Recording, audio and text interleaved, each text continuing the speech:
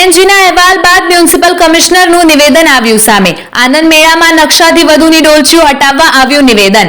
ડોલચી પર લાગેલા બોર્ડમાં સુધારો કરવા સૂચનો આપવામાં આવ્યા। તાત્કાલિક અસરથી નિયમોનું પાલન કરવા કમિશનર હસમુખ પ્રજાપતિનું નિવેદન। હાલ લોકમેળામાં ભાવ ઉંમર અને આનંદ મેળાનો મોટો વિવાદ સામે માત્ર કમિશનરના સૂચનોના લીધે વિવાદ ઘેરાવાની સંભાવના। પોરબંદરના લોકમેળામાં ડોલચી અને ઇલેક્ટ્રિક વાયરિંગ તેમજ ભાવ વધારો અને આનંદ મેળામાં મર્યાદા કરતા વધુ ડોલચી હોવાનો વિવાદ ઘેરાયેલો છે।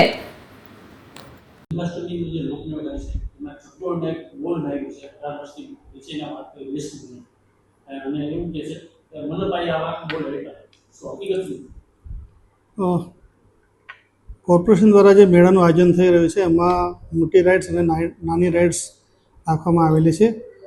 અત્યારે જાણવા મુજબ આ જે રાઇડ્સ છે એમાં કેટલાક બોર્ડ લગાવવામાં આવેલા છે, એમાં કેટલીક સૂચનાઓ આપવામાં આવેલી છે। બોર્ડમાં એક સૂચના એવી પણ છે કે 18 વર્ષથી નીચેના હોય બાળકો એમણે બેસવું નહીં। આ બાબતે મારે સ્પષ્ટતા કરવાની કે આવા કોઈ બોર્ડ કોર્પોરેશન દ્વારા આપવામાં આવેલા નથી।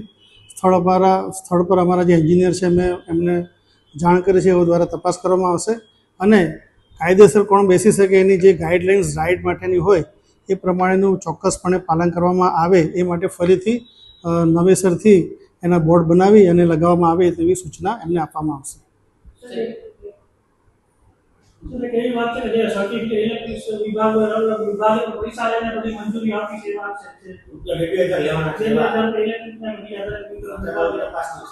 આવી કોઈ ફરિયાદ હશે તો સંબંધિત જે વિભાગને યોગ્ય કાર્યવાહી કરવા માટે જણાવવામાં આવશે।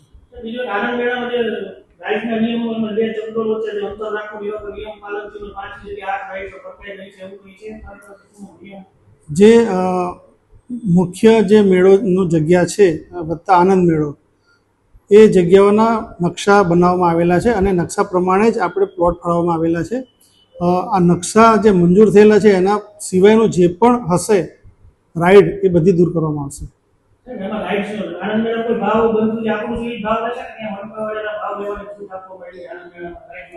ના, આનંદ મેળા જે અમારો મુખ્ય જગ્યાનું છે એના માટેના રાઇડ્સના ભાવ નક્કી કરેલા છે। બીજા મારે તપાસ કરીને તમને કહેવું પડશે। હું તપાસ કરીને તમને જણાવું છું પછી, બરાબર છે?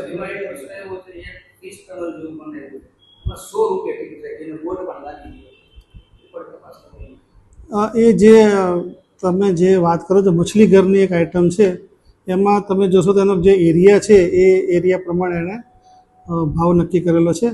આના માટે આ અલગ પ્રકારની આઇટમ છે, એના માટે અગાઉ આવું કોઈ ભાવ નક્કી થયો હોય એવું મારે જાણવું નથી અને એમની જે આઇટમ છે એ પ્રમાણે એમનો ભાવ રાખેલો છે।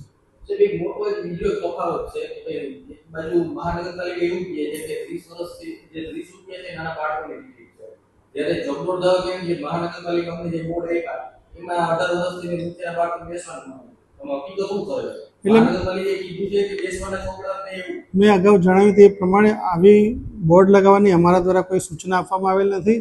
આ પ્રકારના બોર્ડ કે જેમાં આવી સૂચના હોય કે 18 વર્ષથી નીચેના બાળકોએ બેસવું નહીં। અમારા સ્થળ પરના એન્જિનિયર છે એમને મેં તપાસ કરવા માટે ત્યાં મોકલેલા છે।